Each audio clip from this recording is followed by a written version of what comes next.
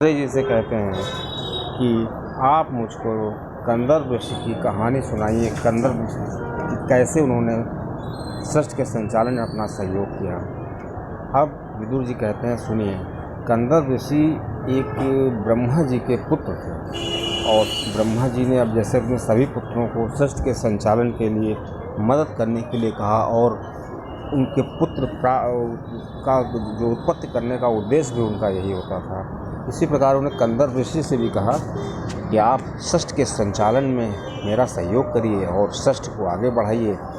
अब कंदर्प ऋषि ने सोचा कि सृष्टि के संचालन के लिए हमको जो है गृहस्थ आश्रम में प्रवेश करना पड़ेगा और गृहस्थ आश्रम बहुत बड़ा दलदल होता है। जो इसमें एक बार फंस जाता है उसमें निकलना बहुत ही मुश्किल हो जाता है। वो ये अच्छी तरीके से जानते थे, लेकिन चूँकि पिता का आदेश था और उसका पालन करना था।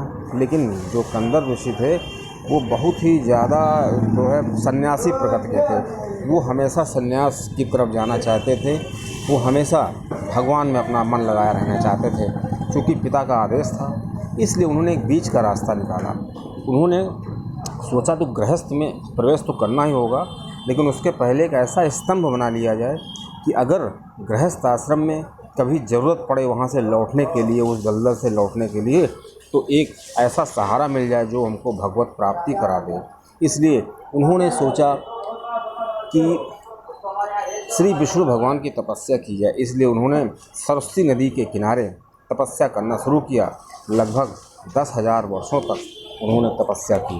दोस्तों, 10,000 वर्ष सतयुग के जो होते हैं वो कलयुग के 10 वर्ष के बराबर होते हैं। अगर कोई व्यक्ति 10 वर्षों तक तपस्या करे तो उसको ज़रूर भगवान की प्राप्ति हो जाएगी। अब इस प्रकार उन्होंने जब 10,000 वर्ष पूरे हुए तो श्री विष्णु भगवान चक्र गदा पद्म लिए हुए सामने प्रकट हुए। श्री विष्णु जी ने कहा, बताओ तुमने मुझे कैसे याद किया? तुमने मेरी तपस्या की है 10,000 वर्षों तक, मैं तुमको वर देना चाहता हूँ। ऐसे में कंदर्प ऋषि ने कहा कि जिसके सामने साक्षात विष्णु भगवान खड़े हों और वो व्यक्ति कुछ मांगे, इसका मतलब वो जो व्यक्ति मांग रहा है वो आपकी माया में पूरी तरीके से बंधा हुआ है। आप मेरे सामने खड़े हैं, यही मेरे लिए बहुत बड़ी चीज़ है। मुझे सब कुछ मिल गया है, बस आप देना चाहते हैं तो मुझे इतना बता दीजिए कि मुझे एक ऐसी पत्नी मिले जो पत्नी मेरी सहयोग करे, गृहस्थ आश्रम में रहते हुए भी वो हमको भगवान प्राप्त के लिए, साधना के लिए सहयोग करे। ऐसे में श्री विष्णु जी ने कहा, ठीक है, तुम जैसा चाहते हो वैसा ही होगा। तुम्हारी पत्नी ऐसी होगी जो गृहस्थ आश्रम में रहते हुए भी तुम्हारा सहयोग करेगी और तुम्हारी पूरी तरीके से मदद करेगी साधना करने में। परसों जो है, कल जो मनु, जो स्वयंभू मनु हैं, अपनी पत्नी शत्रुपा और अपनी पुत्री के साथ पधारेंगे और वही पुत्री जो है, वही कन्या बहुत ही सुशील कन्या है और शीलवती कन्या है। और जहाँ तक विष्णु भगवान जी ने कहा, जहाँ तक मैं सोचता हूँ वो तुम्हारे लिए सबसे उपयुक्त कन्या है। तो ऐसे में कंदर्प ऋषि ने कहा, अगर आप कह रहे हैं तो ऐसा ही होगा, मैं उनका इंतज़ार करता हूँ। फिर क्या था कि स्वयं भूमनु और शत्रुपा अपनी पुत्री के साथ पधारे और श्री कंदर्प ऋषि ने उस कन्या का विवेक चेक करने के लिए 3 आसन बिछाए। तो 2 आसन पर, एक पर तो स्वयं मनु बैठ गए, दूसरे पे शत्रुपा बैठ गई और तीसरे आसन पे जब उसको बैठने की बारी आई तो श्री कंदर्प ऋषि ने कहा, आप इस आसन को बिराजिए, बैठ सकती हैं।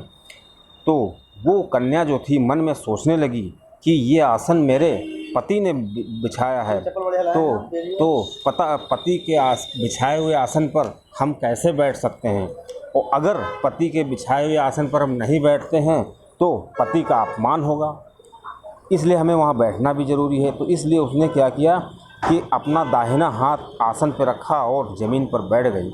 ऐसे में वो जो ऋषि कंदर्प ऋषि थे उन्होंने सोचा कि यही कन्या ऐसी है जिसका जो अपने विवेक में बिल्कुल पास हुई और ये हमारे विवाह के लिए बिल्कुल उपयुक्त है, इसी से मैं विवाह करूँगा। क्योंकि भगवान ने इसकी व्याख्या भी की थी और कहा था ये तुम्हारे लिए बहुत अच्छी कन्या है, इसी प्रकार मैं तुम्हारी मदद करूँगा।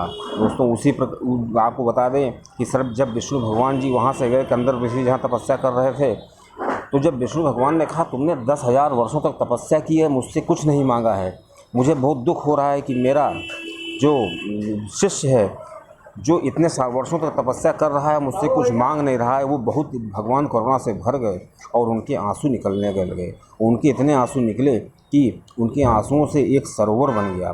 दोस्तों, कहा जाता है वो सरोवर आज भी गुजरात में बिंदु सरोवर के नाम से जाना जाता है। अब दोस्तों, इधर इनका विवाह हो गया, कंदर ऋषि का विवाह अपनी पत्नी के साथ वो रहने लगे। लेकिन चूँकि वो सन्यासी प्रकृति के थे, वो हमेशा पूजा पाठ और संन्यास साधना में लगे रहते थे। थोड़े दिन बाद तो भूल ही गए कि मेरा विवाह हुआ था।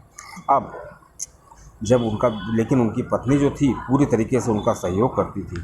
वो जानती थी मेरे पति जो है साधना कर रहे हैं, तो मैं साधना में उनका सहयोग करूँगी। उसने कभी नहीं ये याद दिलाया कि मैं आपकी पत्नी हूँ। लेकिन एक बार जब कंदर ऋषि ने अपनी पत्नी से पूछा कि तुम कौन हो, तो उसने याद दिलाया कि मैं आपकी पत्नी हूँ और आपने मुझसे वादा किया था कि मैं तुमसे एक पुत्र रत्न की प्राप्ति करूँगा, और वो वादा आपने नहीं पूरा किया है। तब कंदर ऋषि को याद आया। तब उन्होंने सोचा कि पुत्र प्राप्त करने के लिए हमको कुछ करना होगा। अब दोस्तों, उन्होंने पुत्र प्राप्त करने के लिए एक माया का गठन किया और माया रूपी 1000 महलों वाला, कमरों वाला एक महल बनवाया। और 1000 कमरों वाला महल ऐसा था कि उसमें 1000 दासियाँ थीं, और 1000 दासियाँ सभी कमरों को साफ़ करने के लिए थीं। और उस महल की एक ख़ास बात थी, वो 1000 कमरों वाला महल चल सकता था, और यहाँ तक कि वो 7 द्वीपों तक, 7 महाद्वीपों तक, पूरे विश्व में चल सकता था। और उसके साथ ही वो स्वर्ग लोक तक जा सकता था, और स्वर्ग लोक के साथ साथ वो नंदन वन में भी जा सकता था।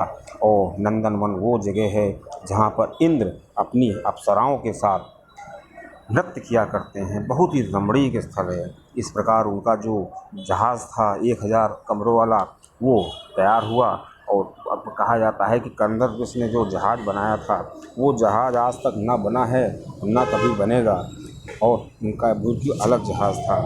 अब दोस्तों, वो जो इतना बढ़िया जगह था वो जहाज़, कि उसमें बैठ कर के ऋषि ने अपनी पत्नी के साथ 9 कन्याओं का वो उत्पत्ति की। और वो 9 कन्याएं आगे चल के सृष्टि के संचालन में उनकी बहुत महत्वपूर्ण भूमिका रही। उसके बाद कंदर ऋषि ने अपनी पत्नी से कहा कि 9 कन्याओं की मैंने उत्पत्ति कर दी है, अब क्या मैं संन्यास के लिए जा सकता हूँ? तब उनकी पत्नी ने कहा कि आप अभी नहीं जा सकते हैं, क्योंकि आपने मुझसे वादा किया था कि आप मुझे पुत्र रत्न की प्राप्ति कराएंगे। ऐसे में जो कंदर ऋषि होते हैं, वो श्री विष्णु भगवान से फिर प्रार्थना करते हैं कि मुझे पुत्र रत्न कैसे प्राप्ति होगी। तो श्री विष्णु भगवान जी उनसे कहते हैं कि मैं तुम्हारी पत्नी के कोख में आ जाऊंगा और मैं ही तुम्हारा पुत्र के रूप में जन्म लूँगा। और कहा जाता है कि श्री विष्णु भगवान जी ने कंदर ऋषि की पत्नी के गर्भ में आकर के कपिल मुनि के रूप में उन्होंने अपना अवतार लिया, और कपिल मुनि का अवतार उन्होंने लिया। और दोस्तों, बताया जाता है कपिल मुनि पालने में लेटे लेटे उन्होंने आशीर्वाद दिया अपने पिता को। और जब उनके पिता कहने लगे कि मैं अब जा रहा हूँ संन्यास करने, तो क्योंकि वो साक्षात विष्णु भगवान थे, पालने में लेटे थे, उन्होंने कहा कि जाओ और इस संसार का आनंद लो। ये पूरा संसार मेरा ही रूप है, और इस संसार को जानना कि मेरे रूप की तरह है, और इस संसार को ऐसे जीना जैसे भागवत दृष्टि रखना जरूरी है, और संसार को इस तरह जीना जैसे भगवत दृष्टि है, और जीवन मुक्ति का आनंद लो और सभी कुछ अच्छा होगा।